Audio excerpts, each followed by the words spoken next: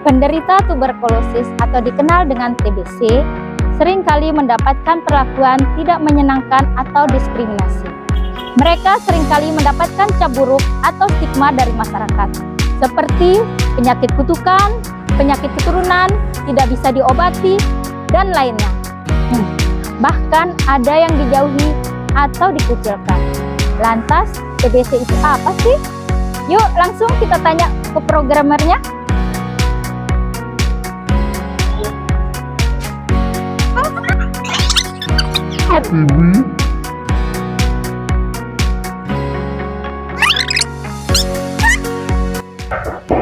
Assalamualaikum. Waalaikumsalam. Loh, ada apa nih? Kok bawa kamera segala? Dari Promkes mau bincang-bincang tentang TB? Bisa? Bisa. Ayo, silakan duduk. Makasih. Apa penyebab TBC? TBC ini adalah penyakit yang memang disebabkan oleh bakteri. Namanya Mycobacterium tuberculosis. Seperti itu. Jadi biasanya bakteri ini ada di suhu ruangan yang memang lembab seperti itu. Jadi ruangan yang dengan pencahayaan yang kurang serta ventilasi buruk sangat memungkinkan untuk adanya bakteri ini. Terus gejalanya seperti apa? Gejala dari TB sendiri, gejala utamanya adalah batuk. Batuk ini bisa batuk berdahak ataupun batuk yang tidak berdahak. Kemudian gejala-gejala lainnya bisa saja batuk ini disertai dengan darah.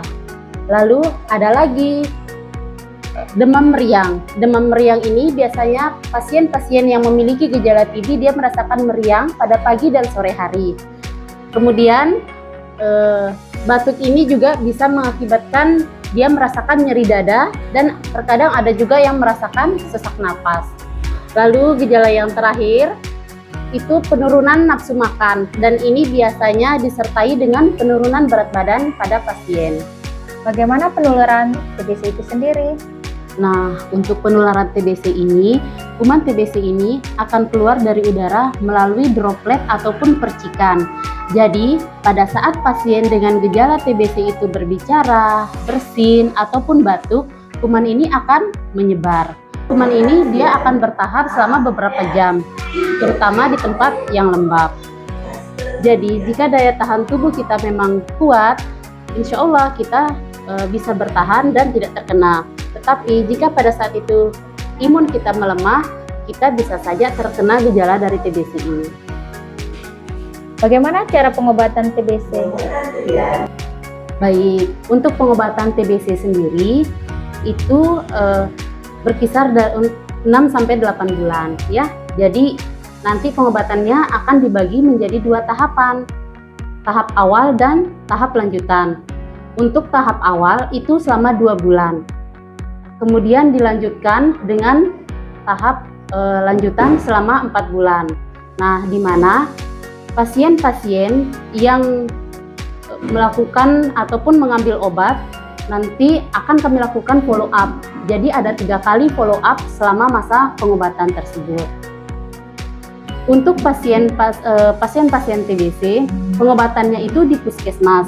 Jadi meskipun dia ditemukan ataupun berobat awalnya di rumah sakit ataupun fasilitas pelayanan yang lain, pasien ini nanti akan dikembalikan ke puskesmas di wilayah kerja sesuai dengan alamat ataupun domisili pasien.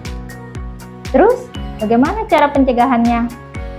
Pencegahan dari TBC itu bisa dilakukan dengan cara yang pertama, mencuci tangan dengan sabun dan di air yang mengalir.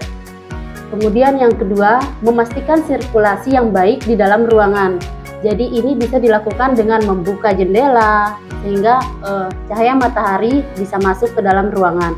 Kemudian dengan menjemur tempat-tempat tidur. Dan yang terpenting, kita usahakan tetap menggunakan masker saat batuk.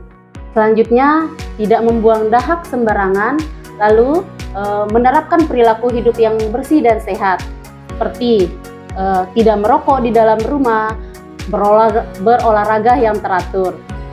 Kemudian menerapkan etika batuk dengan benar, seperti ini. Saat batuk bisa menggunakan lengan baju bagian dalam.